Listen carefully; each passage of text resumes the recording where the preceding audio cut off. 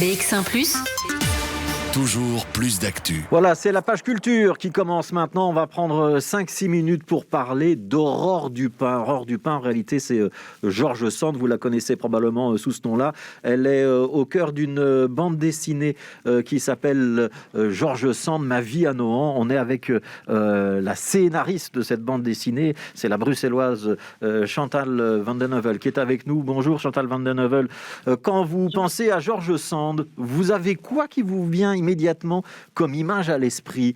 C'est la femme de lettres, c'est la femme politique qui défend les opprimés avec des idées socialistes et féministes, c'est la femme amoureuse qui se lançait dans des histoires d'amour avec passion. C'est quoi? C'est tout à la fois. C'est une femme qui est extraordinaire en ce sens qu'elle a une énergie débordante. Le combat social a traversé toute son œuvre, toute sa vie. En même temps, c'est une propriétaire terrienne. C'est une artiste dont on retiendra peut-être pas toute l'œuvre, mais certainement le mode de vie qu'elle a eu, qui est extraordinaire, et le combat qu'elle a mené. C'est son combat pour les femmes. Donc c'est elle qu'elle défend, elle met les femmes en avant sans être pour autant une féministe. Ouais. Alors ça s'appelle Ma vie à Nohant, c'est centré autour de ce domaine de Nohant dont elle va hériter et dans lequel elle va vivre son enfance. Alors Nohant, c'est près de Châteauroux, c'est dans l'Indre, donc on est en plein milieu de l'Hexagone, on est en France.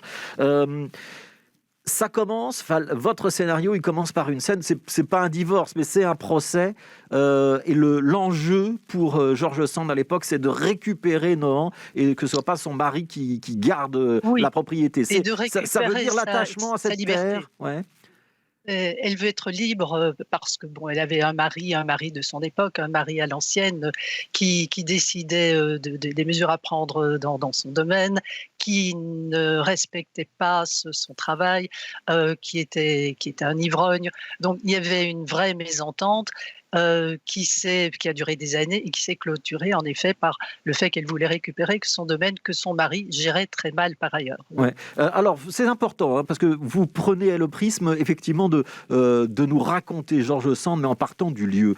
Ça commence pas très bien quand même, l'enfance à Nohant, parce qu'il faut rappeler que George Sand, Aurore Dupin, elle est un petit peu au centre d'un conflit, d'une rivalité entre sa mère et sa grand-mère. C'est plutôt la grand-mère qui va gagner, hein.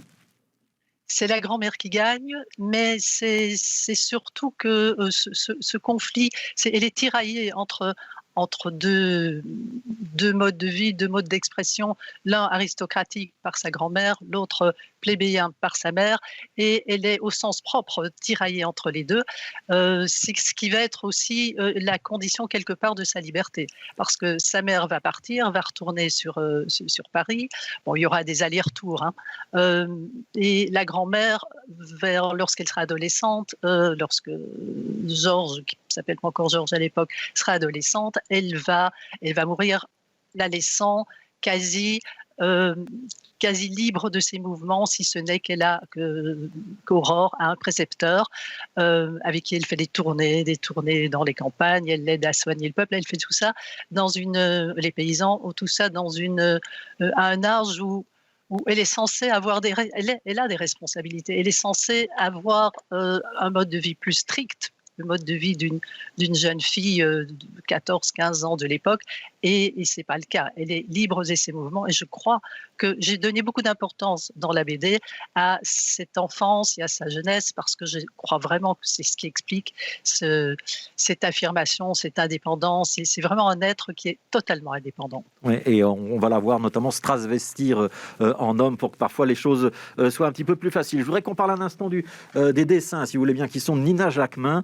Je montre, c'est pas la BD, mais il y a des planches à la fin qui sont des croquis de Nohant, parce que vous avez visité Nohant, je pense, vous, superbe domaine, oui. Avec la dessinatrice. Et puis je voudrais signaler aussi, c'est toujours pas la BD, mais à la fin, une planche très utile sur les amis de George Sand. Au début, il y a une autre planche pour l'arbre généalogique, enfin les relations familiales, et puis le reste de la BD est d'une facture évidemment un petit peu plus classique, avec une très belle couleur.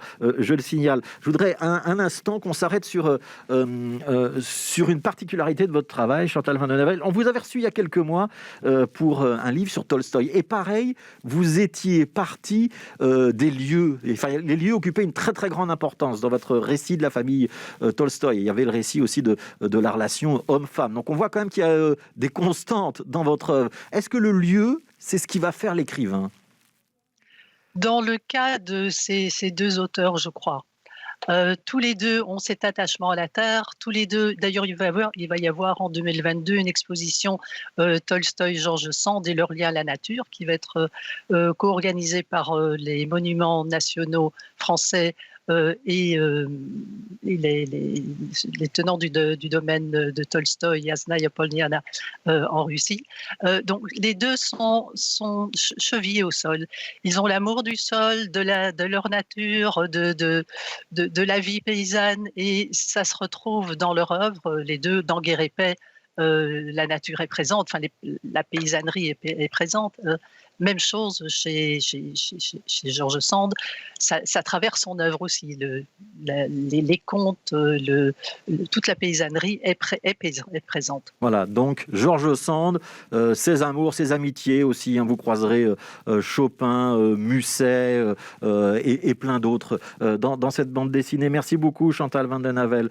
C'est une bande dessinée qui permet pour ceux qui ne connaissent pas George Sand, c'est l'occasion de découvrir. Pour ceux qui la connaissent, c'est une occasion de se questionner aussi sur ce qui a pu être ses moteurs, et je mets un pluriel parce qu'il y a la place de la femme, il y a la condition sociale, la défense des pauvres gens, comme on pourrait dire à l'époque, et il y a aussi l'apprentissage de la gestion d'un domaine. Donc il y a plein de choses dans cette BD. Merci beaucoup, Chantal Van Den Havel. Ça s'appelle George Sand, Ma vie à Nohant, et c'est aux éditions Glénat. Merci à vous.